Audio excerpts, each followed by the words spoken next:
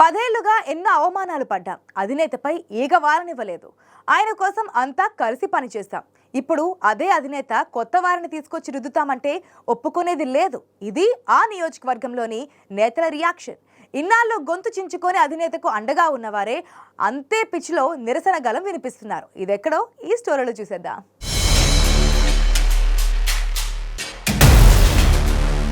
రాష్ట్ర భవిష్యత్తు కోసం అంటూ టీడీపీ బీజేపీతో జనసేన అధినేత ఏ ముహూర్తాన పొత్తులు ఖరారు చేసుకున్నారో కానీ చాలా చోట్ల తిరుగుబాటు ప్రారంభమైంది.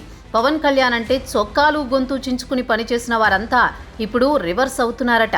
10 ఏళ్లుగా పార్టీ కోసం పనిచేశాం, ఎన్నో అవమానాలు ఎదుర్కొన్నాం, తమ దేవుడు సీఎం అయితే కష్టాలు తీరిపోతాయనుకున్నాం, కానీ ఇప్పుడు పొత్తులంటూ ఇంకొకరికి సేవ చేయమంటే ఎలా అని జన సైనికులు తెగేసి చెబుతున్నారట. పార్టీ బలంగా ఉన్న చోట టీడీపీకి ఛాన్స్ ఇవ్వడం, పార్టీకి కేటాయించిన నియోజకవర్గంలో వలస నేతలకు సీటు ప్రకటించడం నిరసనాగ్నికి దారితీస్తోంది. విశాఖలోని దక్షిణ నియోజకవర్గంలో ఇదే సీన్ కనిపిస్తోంది. ఈ నియోజకవర్గం మొదటి నుంచి జనసేనకు బలంగా ఉంది. పవన్ కళ్యాణ్కు మద్దతుగా వాయిస్ వినిపిస్తున్న సెగ్మెంట్లలో ఒకటి. రాష్ట్రంలో ఎవరైనా పవన్ కళ్యాణ్ని విమర్శిస్తే మొదటి రియాక్షన్ ఇక్కడి నుంచే వస్తుంది. అలాంటి తమకు జనసేనాని షాక్ ఇచ్చారనే ఫీలింగ్లో లోకల్ పార్టీ క్యాడర్ లీడర్లు ఉన్నారట.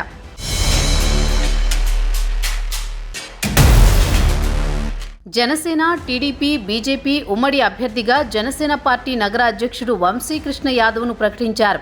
ఈ ప్రకటన రాగానే జన సైనికుల నుంచి నిరసనలు మొదలయ్యాయి. కొన్నేళ్లుగా పార్టీ కోసం పనిచేసిన వారంతా జీర్ణించుకోలేకపోతున్నారట. సీటు ఇచ్చింది జనసేన అభ్యర్థికి అయినా ఆయన వచ్చింది వైసీపీ నుంచి కావడమే అసలు సమస్య.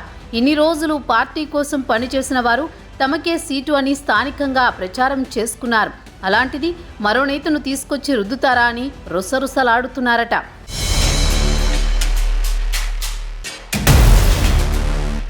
విశాఖ తూర్పు నియోజకవర్గానికి చెందిన వంశీకృష్ణ యాదవ్ గతంలో వైసీపీ నుంచి పోటీ చేసి ఓడిపోతే అదే వ్యక్తిని దక్షిణ నియోజకవర్గం నుంచి కూటమి అభ్యర్థిగా ఎలా ప్రకటిస్తారని ప్రశ్నిస్తున్నారు స్థానిక జనసేన నేతలు.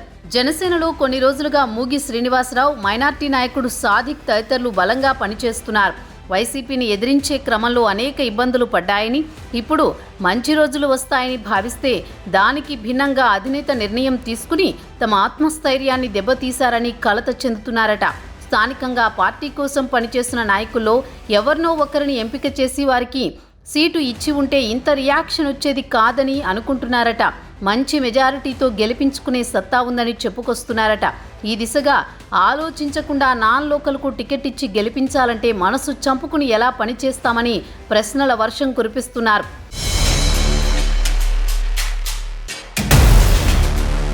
ప్రస్తుతం విశాఖ జనసేన పార్టీలో పూర్తిగా నిస్తేజం కనిపిస్తోంది. ఎన్ని రోజులు పనిచేసిన తమ పరిస్థితి ఏంటి, పార్టీలో భవిష్యత్తు ఉంటుందా లేదా అని ఆందోళన చెందుతున్నారట. అభ్యర్థి విషయంలో పవన్ కళ్యాణ్ పునరాలోచన చేయాలన్నది వారి డిమాండ్. మరి దక్షిణంలో పరిస్థితి చక్కదిద్దేందుకు పవన్ కళ్యాణ్ ఏం చేస్తారో, ఎలాంటి పరిష్కారం సూచిస్తారో కాలమే చెప్పాలి.